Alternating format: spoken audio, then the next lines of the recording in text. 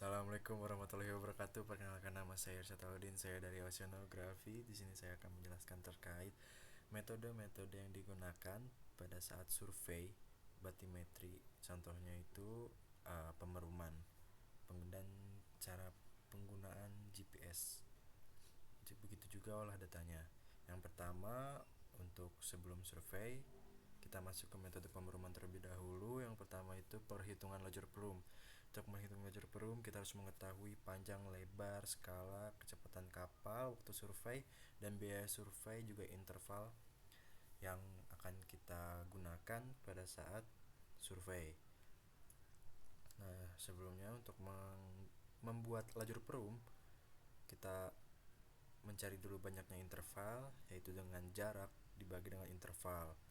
Ada yang vertikal dan ada yang horizontal.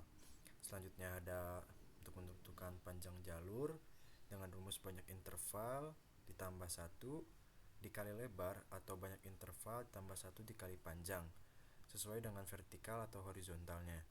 Selanjutnya total panjang jalur dengan rumus panjang jalur vertikal ditambah dengan panjang jalur horizontal. Selanjutnya panjang interval. Panjang interval itu ada dua juga, yaitu yang vertikal panjang interval panjang, banyak interval panjang dikali dengan interval. Terus yang horizontal banyak interval lebar dikali dengan interval. Setelah itu total panjang interval. Panjang interval vertikal ditambah panjang interval horizontal. Selanjutnya mengetahui total panjang jalur wilayah studi dengan rumus total panjang jalur ditambah total panjang interval. Selanjutnya kebutuhan survei dengan rumus panjang jalur dibagi dengan kecepatan kapal. Terus lamanya survei, rumusnya itu kebutuhan survei ditambah dengan waktu survei. Nah, selanjutnya yang terakhir adalah total biaya survei, yaitu biaya survei dikali dengan kebutuhan survei. Semua ini merupakan kegiatan yang dilakukan pada prasurvei agar survei berjalan dengan baik dan sesuai rencana. Ketika semuanya sudah dibuat, lajur perumnya sudah ditentukan, lanjut ke tahap penentuan lajur perum, itu dengan cara menggunakan software Google Earth Pro. Nah, Google Earth Pro ini bisa salah satu contohnya menggunakan Barentsi. Terus pertama-tama ditarik panjang garis sepanjang 5 km, lalu dibuat titik 3 di ujung dan di tengahnya sebagai garis acuan, lalu dicatat untuk koordinatnya. Nah, selanjutnya kita pindah ke map source, software map source. Nah, ini titiknya yang berada tadi di Google Earth dipindahkan ke map source dengan memasukkan koordinatnya. Selanjutnya, lajur utama dibuat dengan melalui new track. Track ditarik memanjang horizontal sejauh 5 km dengan sudut 90 derajat, kemudian ditarik ke atas sebagai interval, yaitu 100 meter dengan sudut 0 derajat, kemudian ditarik ke kiri 5 km dengan sudut 270 derajat. Diulang sampai interval ke-10. Jadi kita tarik garis sejauh 5 km ke arah kanan atau ke arah 9 sudut 9 ke arah kiri ke arah sudut 90 derajat. Setelah itu diklik, lalu garisnya ditarik ke atas sejauh 100 meter ke arah 0 derajat. Nah, kemudian diulangin terus sampai ke interval yang 10 kali. Nah, setelah lajur utama dibuat, selanjutnya membuat lajur silang. Lajur silang ini dibuat sama seperti lajur utama, tetapi berbedanya yaitu dengan penarikan sudutnya. Yang pertama itu memanjang secara vertikal dengan sudut 180 derajat sejauh 1 km, kemudian 90 derajat sejauh 100 meter. Untuk panjangnya ini sesuai dengan rencana yang ditentukan pada saat kalian perhitungan lajur perum. Oke, setelah itu lanjut ke hari H survei. Sebelumnya saya akan menjelaskan dulu cara penggunaan echo sounder, khususnya single beam GPS map 858 yang plus. Nah, pertama-tama yaitu dengan cara menginstalasi perangkat terlebih dahulu. Yang pertama yaitu pasang transducer dengan cara menghubungkan transducer di lambung kapal dengan posisi tegak lurus ke bawah dan sambungkan kabel ke unit perangkatnya. Terus konektivitasnya dihubungkan antena GPS dan pastikan perangkat tersambung dengan sumber daya. Oke, yang selanjutnya konfigurasi awal.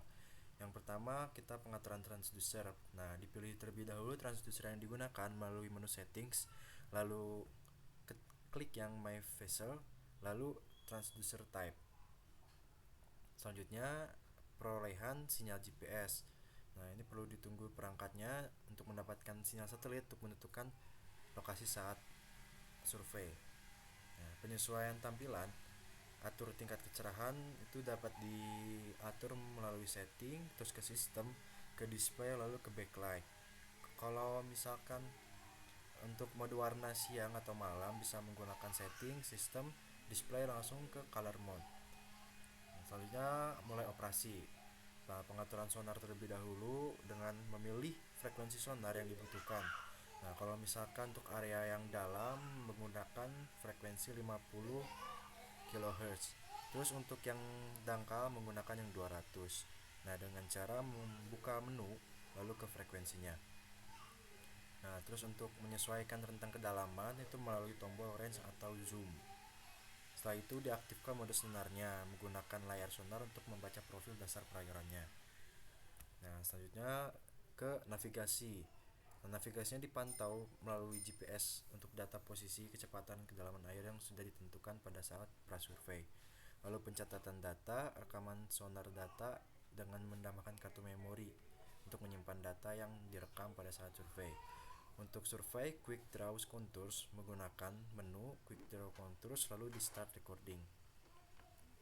Nah, setelah semuanya di record sesuai dengan waypoint yang ditentukan di perencanaan lajur perum, ke analisis dan penyimpanan data. Nah, untuk menyimpan waypoint dengan cara menekan mark atau WPT untuk menyimpan lokasi tertentu. Dan untuk mengunduh data, pindahkan data ke komputer menggunakan kartu memori untuk analisis lebih lanjut.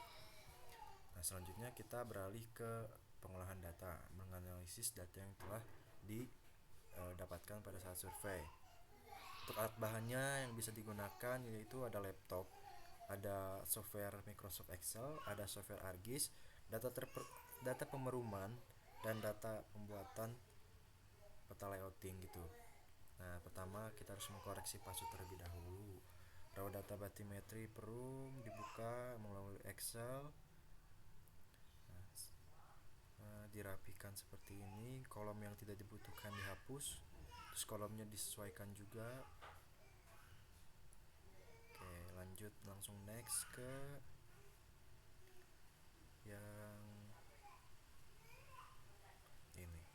Nah, melayout peta yang sudah didapatkan datanya melalui survei.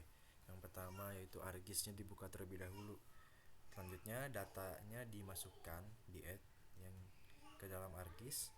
Setelah itu file pemeruman terkoreksi ditambahkan. Nah, selanjutnya untuk pemeruman diklik kanan layer sheet, terus display XY data dipilih, X field diganti bujur, Y field diganti lintang, dan Z fieldnya itu diganti dengan MSL. Selanjutnya description koordinatnya dipilih WGS 1984, lalu di OK. Nah, setelah di add data, selanjutnya kita meng-add data lagi, data TIFF, yaitu sesuai dengan pantai yang kalian survei atau sesuai dengan laut yang kalian survei. Itu didapatkan melalui Google Earth Pro. Selanjutnya, setelah itu untuk katalognya diklik dan add ship new filenya juga diklik. Lalu diberi nama yaitu batas, diganti fitur type menjadi polygon, diganti. Terus di description koordinatnya dipilih dari WGS 1984. Terus layer batas diklik kanan, terus edit featuresnya dipilih, lalu start editing diklik.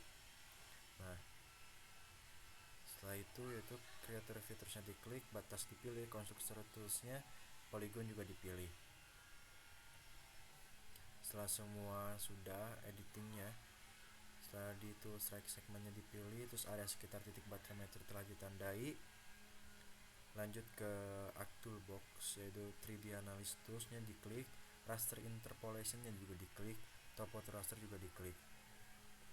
Setelah itu dipilih Sheet Layer fitur yang batas, terus masukkan sheet one even yang MSL, terus yang point elevation sama yang boundaries juga dipilih. Setelah itu output surface raster di save, file name bathymetry MSL langsung di save, diklik. Drainage environment yaitu N4C diganti oke, lalu diklik. Nah, setelah semuanya layer bathymetry itu diberikan klasifikasi menggunakan warna, menggunakan simbologi.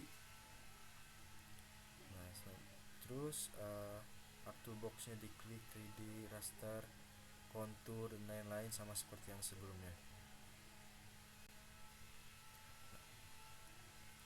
Nah, setelah itu dilakukan layouting menggunakan ArcGIS juga. Nah, ini layarnya ditambahkan simbologi juga, warna dipilih. Lalu di dalam layout peta ini diberikan legenda-legenda seperti logo atau lokasi, nama peta, pembuat peta, skala, kompas, terus ada keterangan warna yang menentukan bahwa warna apa menentukan kedalamannya apa. Terus selanjutnya ada insert peta juga. Oke, setelah selesai maps bisa di export. Lalu peta HWL, LWL yang telah ditentukan tadi diberikan nama. Oke, selesai. Sekian dari saya. Assalamualaikum warahmatullahi wabarakatuh.